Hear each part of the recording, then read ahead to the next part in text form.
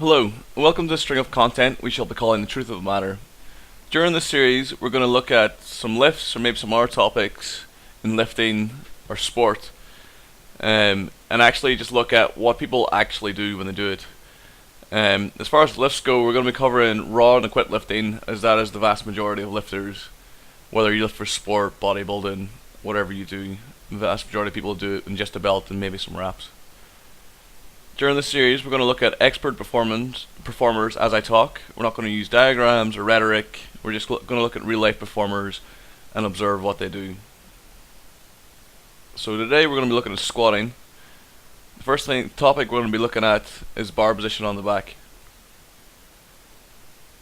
Now what you'll see on most of these people is you'll see either a medium to lowish bar across the shoulders.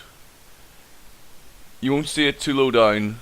They won't be holding it across their shoulder blades. They'll be holding it kind of maybe 5 to 6 inches below what you'd see in a high bar. And this here is a high bar squat as a weightlifter.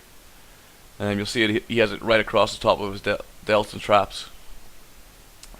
But what you will notice, and we'll get on to later, is they all kind of break into their squat pretty much the same. And what might vary is how they stand up and to the depth they go to. So here's a lower bar. You'll notice there isn't a huge amount of difference. It's maybe 4 or 5 inches. And the way he breaks into the squat's pretty much identical. So as far as if you're a raw lifter, having the bar on your back, anywhere from the top of your traps to just across the rear delts is where you want it. And this guy's a little bit more of a medium kind of bar position. So you don't need to be doing anything as a high bar squatter. You don't need to be having any kind of crazy low bar squats anywhere from the right at the top of the traps to the back of the rear delts is what you're looking. Now we're going to talk about breaking into the squat. And this is a good video for that. So what you see here, that's a much more hip dominant kind of squat. That is not the majority of what you're going to see. This is the majority of what you're going to see. Watch this guy's knees. Knees first, sit down. This is how the vast majority of excellent raw lifters lift. Again, Tuchscherer, very good lifter. Watch his knees.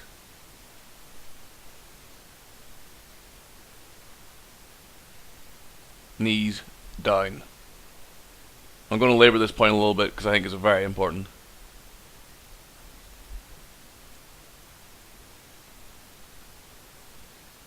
Look at his knees. Knees down. High squat.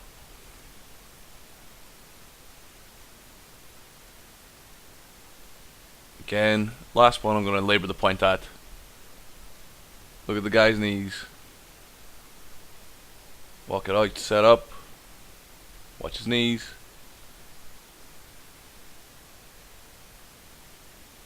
Knees down. The majority of lifters should initiate the squat by hinging at the knee. Doesn't mean driving them forward. Just means you hinge at the knee. And then you don't sit back, you sit down, which is our next topic. When you hinge forward the knee, what you're basically doing is you're kind of putting the body into kind of a free fall situation. And on the descent phase, you don't really have a huge amount of control of the bar as you go down, unless you go overly slow, which will negatively affect the amount of weight you can lift. To best maintain balance, you need to keep the bar and your weight kind of over your center of support. So your center of gravity needs to be over your center of support. To best achieve that, you need to just kind of keep the bar over the middle of your foot.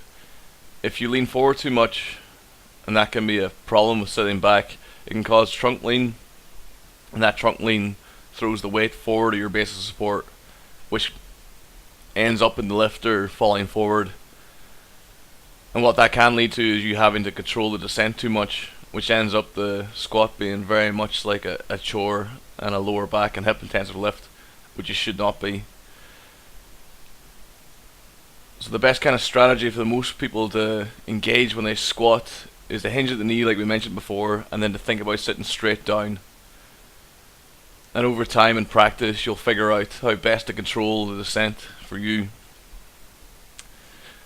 Next topic we're going to look at is how to hold your head and your elbows, and how to hold your back when you're squatting. Again, we're going to labour this point slightly, although not too much. Look at all these lifters, look at their heads and look at their elbows. You'll see something common with 90 to 95% of these lifters.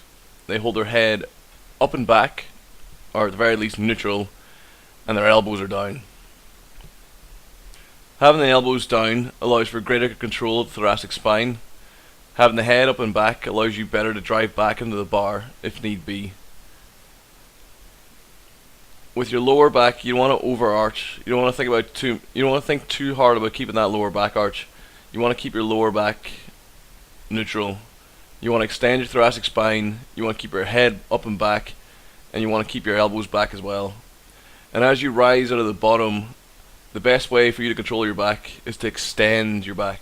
Extend your head back, extend your elbows down, extend your thoracic spine into the bar. You want to keep your lumbar spine, your abdominals in a fixed position, because that allows them to best apply torque onto the bar. Any kind of forward lean increases the lever arms, which increases the amount of force needed to be applied at those joints, which makes the lift more inefficient. The trunk should stay, ideally, and this guy's a really good example of that, should stay in the exact same position.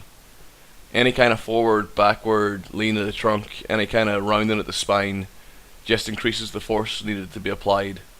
The movement in a squat comes from the knees and the hips.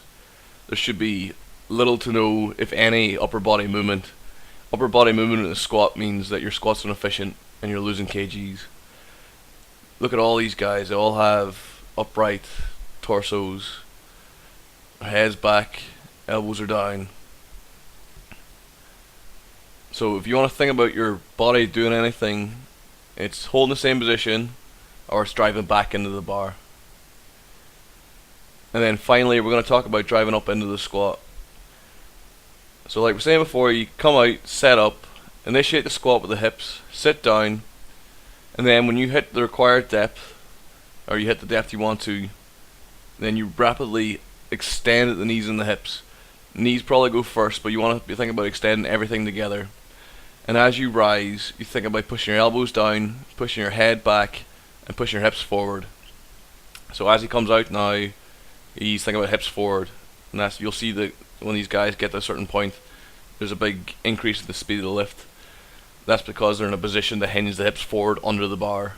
Rather than trying to keep extending through the hip, they're finding the point where they can finally push their hips back under the bar. So applying, hips under the bar. And we'll labour this point a little bit because this is a pretty important point.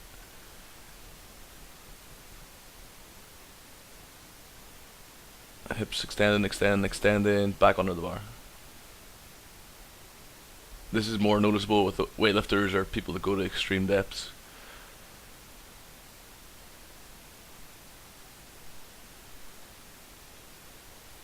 And right there you'll see the reason why that kind of squat's a lot easier, because he's instantly in a position where he doesn't have to extend through his hip anymore, or doesn't have to extend through his knees and his hips. He can just push his hips back under the bar.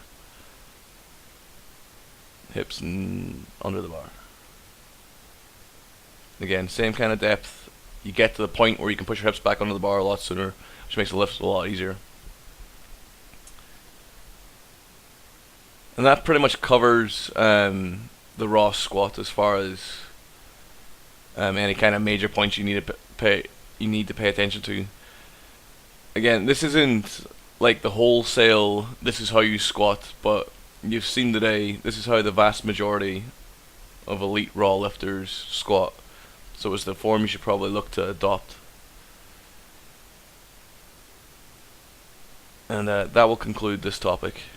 The next topic I'm probably going to cover is going to be bench press, and I'll probably do that next week. So I'll leave you with a large man squatting a lot of weight. Any questions or comments, as always, leave them below. Send me an email, speedpowerperformance@gmail.com. Always happy to engage with the discussion. That was an excellent example of someone pushing her back onto the bar. Okay, that'll do for today. Goodbye.